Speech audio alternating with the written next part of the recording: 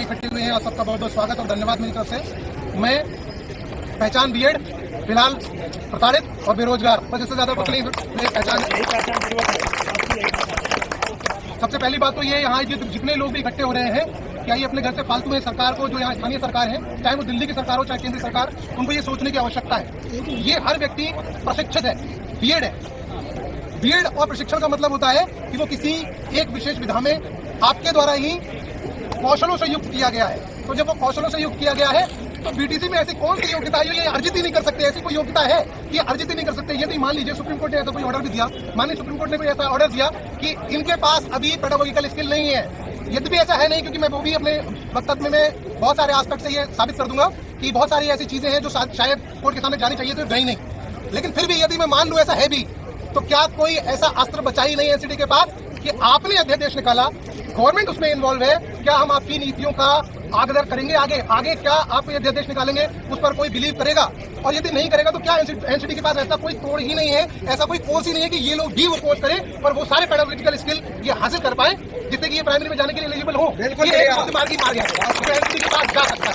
दूसरी, मैंने खुद माननीय सुप्रीम कोर्ट का ऑर्डर पढ़ा है, बहुत सारे एस्पेक्ट ऐसे हैं जिसमें बीएड की खुली बेइज्जती की गई है। सबको बता देना चाहता हूं मैं। पहली बात, ये कहा गया ऑर्डर की एक लाइन में कि लगता है तंत्र का काम बीएड को रोजगार देना रह गया है।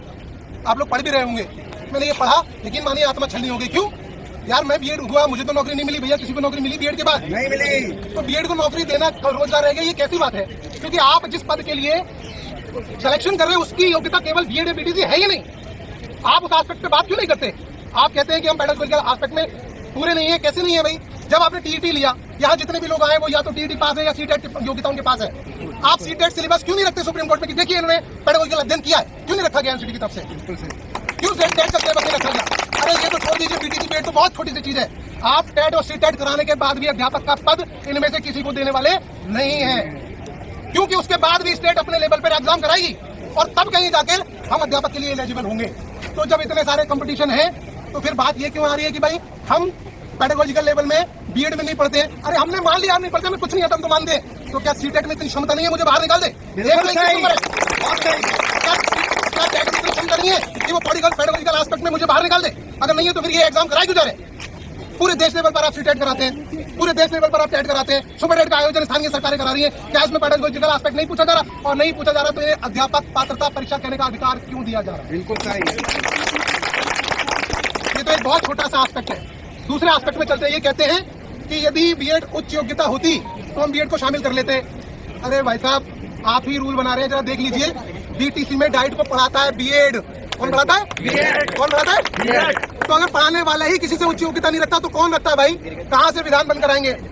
और अगर मान लीजिए बीएड ही पढ़ाता है तो उनके पास पेडागोजिकल स्किल क्यों कहाँ से आ गए? क्योंकि ऐसा कोई कोर्स आज तक बना ही नहीं जो बीएड को पेडागोजिकल स्किल दे आपके ऑर्डर के अनुसार। ऐसा कोई कोर्स आज तक बना ही नहीं। तो जब बना ही नहीं और बीएड ही उनको पेडागोजिकल स्किल दे रहा है तो उनके पास कौन से पेडागोजिकल स्किल आ रहे हैं? भाई आप दो एस्पेक्ट से देख सकते हैं इस बात को, पेडागोजिकल बात को।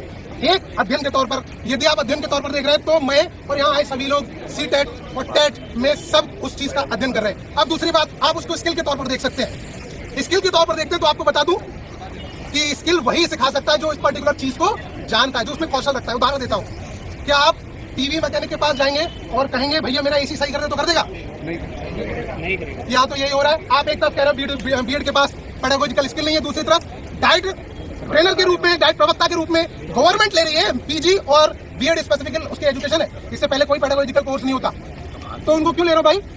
फिर वो ट्रेंड कैसे? यदि हम ट्रेंड है, यदि हम अनट्रेंड है, हमने मान लिया हम अनट्रेंड है, तो बीटीसी भी अनट्रेंड है क्योंकि उनको ट्रेंड नहीं करना है। निकालिए क्वालिटी ऑफ एजुकेशन। कहाँ है क्वालिटी ऑफ एजुकेशन? तीसरा बिंदु, अरे क्वालिटी ऑफ एजुकेशन खाली सरकारी नौकरी पाने के लिए है? हाँ है क्वालिटी ऑफ एजुकेशन। पूरे देश की क्वालिटी ऑफ एजुकेशन की आप बात कर रहे हैं, उसका हवाला दे रहे हैं। क्या प्राइवेट की शिक्षा से कोई नहीं सरोकार नहीं है क्वालिटी ऑफ एजुकेशन का? उठा के देखिए आंकड़े।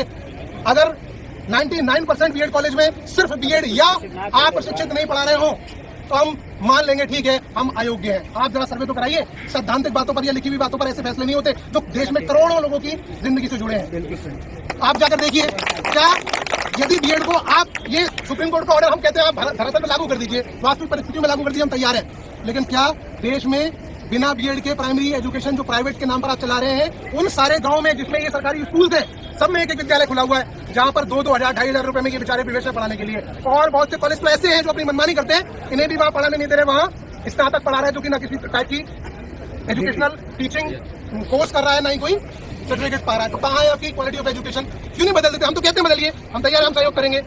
कितने स्कूल का नाम चाहिए, कितने स्कूल का नाम चाहिए? आप जाइए जरा सर्वे कराइए, व्यवहारिक परिस्थितियों में देखिए इसको, क्योंकि ये केवल यहाँ से तीसरा मुद्दा लेते हैं। अरे आपने इतने बीएड वालों का 1 सेकंड में कबाड़ा कर दिया, क्या ये खाली उनका नुकसान है? ये देश के संसाधन जो है व्यर्थ नहीं हो रहे क्या? बात पैसे की नहीं है, बात प्राइमरी एजुकेशन की है। इनमें से कौन सा बंदा है जो 1 to 5 को ट्यूशन नहीं पढ़ाता है? आप बंद करवाइए, लगाइए प्राइवेट क्वालिटी ऑफ एजुकेशन, सब में डीलेट करिए। एक दिन में पूरे देश की जो शिक्षा व्यवस्था है, यदि बीएड प्राइमरी से हट जाएगा तो ध्वस्त हो जाएगी, संभाल नहीं मिलेगी। इसके अलावा लीजिए, ठीक है मान लिया बीएड नहीं है प्राइमरी के लायक, तो क्या 6 to 8 के लायक भी नहीं है? वहां तो आप प्रमोशन करा देते हैं भाई, वहां पे एंट्रेंस क्यों नहीं कराते आप? अगर आप 6 to 8 बीएड को ले रहे हैं, आप टीजीटी की बात करते हैं, हम टीजीटी समझते हैं कितने अनुपात में वैकेंसी आती है? 1100 कितने हैं? मैं यूपी की बात करूं, कितने हैं? 1100 पे 13 लाख बीएड, क्या अनुपात पड़ रहा है? अरे जब रेशियो ही नहीं है, कितने लोग वहां सेलेक्ट हो जाएंगे? फिर क्या प्राइवेट में पढ़ाएंगे? प्राइवेट में पढ़ाने के लिए है। और आपने जब इतनी सारी एग्जाम्स लगा रखे हैं क्वालिटी टीचर्स को हायर करने के लिए, तो फिर अब ये बात क्यों उठ रही है कि बीटीसी के पास योग्यता, बीटेक बीएड के पास योग्यता नहीं? क्योंकि एलिजिबिलिटी तो है ही नहीं। एनसीटी को हमारी बात सुननी चाहिए और इसे रिव्यू में जाना चाहिए इस बात को लेकर कि नहीं, हम केवल एक बीएड या बीटीसी पर किसी को भी जॉब नहीं दे रहे। हमारी तरफ से इसको बात रखना चाहिए, ये सीटेट और टेट में पढ़ते हैं और ये वो है जो इनको ट्रेनर दे रहे हैं। अन्यथा इनको दूसरा एस्पेक्ट अपनाना चाहिए, क्योंकि यदि हम अनट्रेंड है तो हम जिसे ट्रेनिंग दे रहे हैं वो कभी ट्रेंड नहीं हो सकता। सभी के लिए एक नया कोर्स डिजाइन करिए, और जिसकी ट्रेनिंग ना कोई बीएड दे ना बीटीसी, उसके लिए एनसीईआरटी या एमएचआरडी से कुछ स्पेशलाइज्ड लोग लाइए। 6 महीने का कोर्स कराइए, हम तैयार हैं। बीटीसी हमसे आगे कभी नहीं निकल सकता, ये हमारा वादा है, हमारा चैलेंज है। जहां चाहेंगे वहां हम आएंगे, जहां चाहेंगे वहां हम अपनी बात रखेंगे। और भी बहुत सारी बातें हैं, कुछ लीगल बिंदु भी हैं जिनको मैं छुपाना चाहूंगा अभी। यदि जरूरत पड़ी तो कोर्ट में लड़ेंगे, जहां जरूरत पड़ी वहां धरने में बोलेंगे। अभी समय का अभाव है। जय हिंद, जय भारत। एक बेरोजगार की तरफ से सभी लोग इस बात प्रेम से बोलिए, बीएड एकता।